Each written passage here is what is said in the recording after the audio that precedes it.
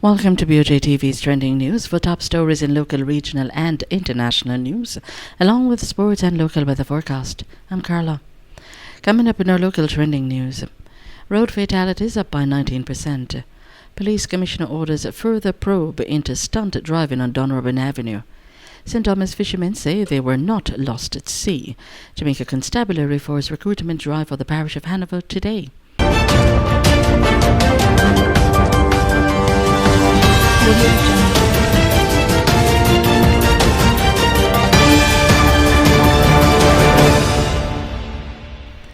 Now the details.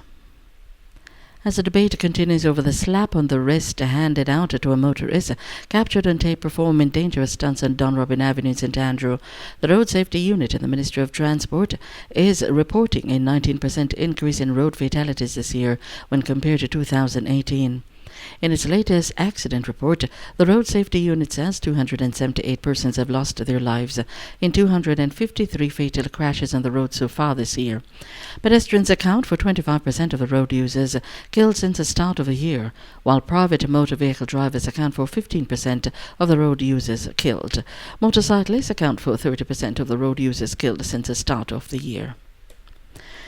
Commissioner of Police Major General Anthony Anderson has ordered a further probe into the reckless stunt driving captured on a video that went viral last week after subsequent footage of the black Mercedes-Benz motor car involved in the act emerged on social media yesterday. Based on information that has emerged from the investigations, I have instructed that this matter be pursued further. We will continue to keep the public informed, Anderson said in a statement last evening. The Commissioner's instructions were issued after a public apology from Dennis Dietrich, who is the personal assistant for well-known West Indies cricketer Andre Russell, who confessed to committing the offence. However, in the second video, which shows the said vehicle slowing to a stop after drifting around in circles at the busy intersection, a partially hidden male, appearing to be darker in complexion than Dietrich, was seen in the driver's seat. He slowed to a stop, rolled down the passenger window and spoke to someone who was standing along the roadway. In that video, a male resembling Russell was seen in the passenger seat. Head of the Public Safety and Traffic Enforcement Branch, Assistant Commissioner of Police ACP, Bishop Dr. Gary Welch, who had facilitated Dietrich's apology on Tuesday, said he chose to exercise discretion in not charging the offender. Additionally, the ACP insisted that Dietrich was not given any special treatment. A St. James man who attacked and stabbed a female bar owner in downtown Montego Bay last night was overpowered by the woman and stabbed to death with his own weapon. He has been identified as 19 years old, is Sean Ruswell of a 2nd Avenue in Flanker community, also in St. James.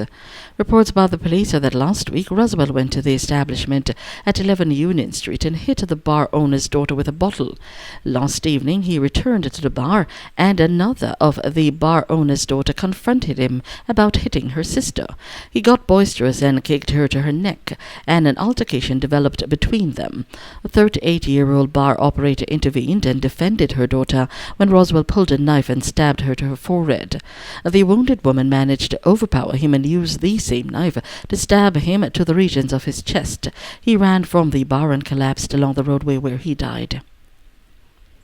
The 12 fishermen who, according to reports, were lost at sea have now returned to the island. The men who reportedly left the harbour in Portmore and St. Thomas in 3 boats on Monday told reporters that they were not lost at sea. It was a normal fishing expedition, according to the fishermen. They returned to the same location this afternoon with a 4th boat that transported 4 other fishermen who had gone in search of them. The 16 men were greeted by family members and friends who had grown concerned by their reported disappearance. The fishermen are said to be safe and their vessels are intact. They said that they were fishing in Morant Key and were not in danger. The Jamaica Constabulary Force is hosting their recruitment drive for the parish of Hanover today, August 22, at the Recees High School in Lucy. The JCF said applicants from the neighbouring parishes of Westmoreland, Trelawney and St. James are also invited to attend. All applicants must be between the ages of 17 to 30 and must have at least 4 CSEC passes, including English. Persons over 30 can also apply, but must have a degree. Applicants must be about 5 feet 7 inches tall, weighing approximately 125 to 135 pounds, and have a valid identification, which includes national ID, driver's license or passport. 4 passport size photos certified by a JP, your birth certificate, TRN, NIS, and CSEC certificates. All documents must be original. The Ministry of Education, Youth and Information will host 2 tertiary and employment fairs on August 22 and tomorrow, August 23, at the Campion College in St. Andrew and the St. Hilda's Diocesan High School in St. Anne. The Education Minister say the focus of the fairs is to provide an opportunity for students who received their Caribbean Secondary Education Certificate CSEC and Caribbean Advanced Proficiency Examination CAPE results to enroll in tertiary institutions or find employment. These students would also get the opportunity to get into occupational study degrees program, which are managed by the ministry. The minister said it has also made arrangements with the Student Loan Bureau and representatives from the financial sector to be on hand to assist students who may require loans to find their tuition. More than 100 children from the White House Village in Montego Bay, St. James have been better equipped to start the new school year following a back-to-school and health fair hosted by Sandals Foundation. The event was held last week Tuesday at the White House Community Center. A release from Sandals at the fair, which was executed in partnership with Guardian Life Mobile Medical Unit and volunteers from Sandals Resort in Montego Bay region, was made possible through in-kind donations to the foundation. Children from ages 3 to 16 were elated to receive school bags, books, and other vital stationery to advance their back-to-school preparations. The donated items will help to ease the challenges faced by many parents at this time of the year, the release stated. Those were your top stories making local trending news. Now join us for news from across the region, as well as our international stories, sports, and local weather forecast. From across the region, passengers arriving at the Grantley Adams International Airport in Barbados will no longer be required to fill out immigration or custom forms, also known as ED forms, as of September 1. According to the Minister of Home Affairs, Edmund Hankinson, starting next month, there will be a full transition to the use of 48 Kikos at the airport. Hinkinson, who was speaking to reporters on Wednesday, says the system has been tested for almost a year and has been fine-tuned to ensure that the passenger information gathering system meets all the markers for customs, immigration, and the statistical services.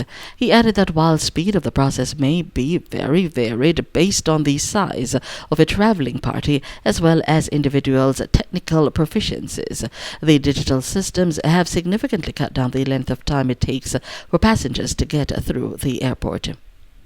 In international news, migrant families who cross the southern border of the U.S. illegally could be detained indefinitely under a new regulation announced by the Trump administration. It replaces an agreement that set a limit on how long the government could hold migrant children in custody. The move, announced by Acting Homeland Security Secretary Kevin McLennan, is due to come into effect in 90 days. Mexico has expressed concern and said it would consider legal action. The Mexican Foreign Ministry said the detention of children and adolescents could be prolonged indefinitely given the continuing delay in attending to migration cases. Other legal challenges are also expected.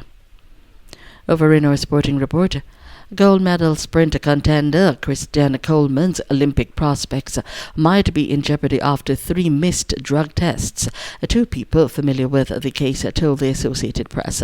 The whereabouts of failures are said to have happened over 12 months, which can be treated as a positive test and a doping violation.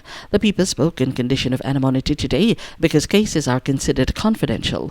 The 23-year-old American is the reigning national champion at 100 meters.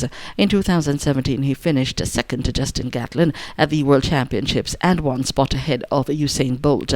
The 2019 Worlds are next in Qatar, and Coleman has the world's leading time in the 100 the past 3 years. He also has qualified for Worlds in the 200 meters.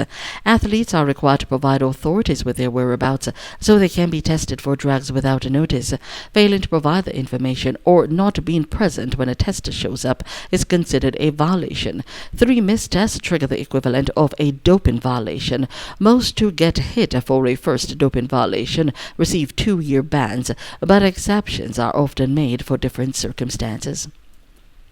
On your local weather forecast this afternoon, insignificant feature, a weak trough across Jamaica. The trough will remain across Jamaica today. Tropical waves expected to move across the island tomorrow. The forecast for this afternoon will see widely scattered showers and thunderstorms across sections of northern and southwestern parishes. Partly cloudy elsewhere. Tonight, partly cloudy. Maximum temperature expected for Kingston as well as Montego Bay today is 33 degrees Celsius. That was BOJTV's trending news, your top local, regional and international stories, as well as sports report and weather forecast. Until next time, I'm Carla. Thanks for watching. BOJTV.